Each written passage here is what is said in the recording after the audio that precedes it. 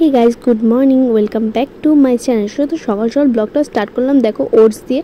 তো ওটস, দুধ আর মধু দিয়ে খাচ্ছি, যেহেতু আমি এখন চিনি খাচ্ছি না। তো এই আইসক্রিমটা কিনলাম, এটা তোমার দাদাভাই কিনে টাকা পাঠিয়েছিল, সেটা দিয়ে কিনলাম। তো আর এখানে ছিল বুদ্ধ পূর্ণিমা, তার জন্য আমার দেওর আর আমাদের দেওরের বন্ধু দুজন মিলে কি এই কোথায় পুজো হচ্ছিলো সেখান থেকে সিন্নি দিতে, সিন্নি নিয়ে বাড়ি চলে এসে। আর এই দেখো আইসক্রিমটা কাটছি। আইসক্রিমটা আমুল আইসক্রিম, খুব টেস্টি ছিল, এত টেস্টি কি বলবো। আর যাই হোক, তোমার দাদাভাই টাকা পাঠিয়েছিল, তো কথা বলছিলাম, তো ও বললো যে আমি টাকা পাঠাচ্ছি, তোমরা কোল্ড ড্রিঙ্কস কিনে সবাই মিলে খেও, মা বাবা সবাই মিলে খেও। তো আমি বললাম যে না, কোল্ড ড্রিঙ্কস খাবো না, আইসক্রিম খাবো। আর আইসক্রিম খেতে আমাদের বাড়ির সবাই খুব ভালোবাসে, আমি তো বিশেষ করে খুবই ভালোবাসি, তাই না আইসক্রিম। আর বনুটা গেছিলো, বনুকে আইসক্রিম দিলাম সবার প্রথমে।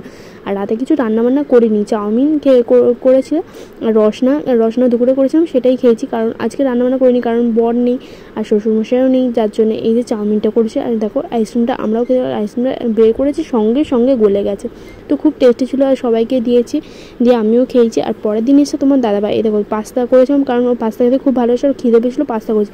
আর দেখো আমার দেওকে দিয়েছি, সব খাটে ফেলছে। আর তোমার দাদাভাই যা খাবে সব খাটের মধ্যে, আমার খুব বিরক্ত লাগে, তাও শোনে না, কী বলবো বলো তো। তো যাই হোক, তার মধ্যে এই দেখো রিকিকে দেয়নি, রিকি বলছে তোমায় কি দেয়নি। আর এই দেখো দাদাভাই এই কোল্ড ড্রিঙ্কস নিয়েছে। তো আজকে মতো টাটা।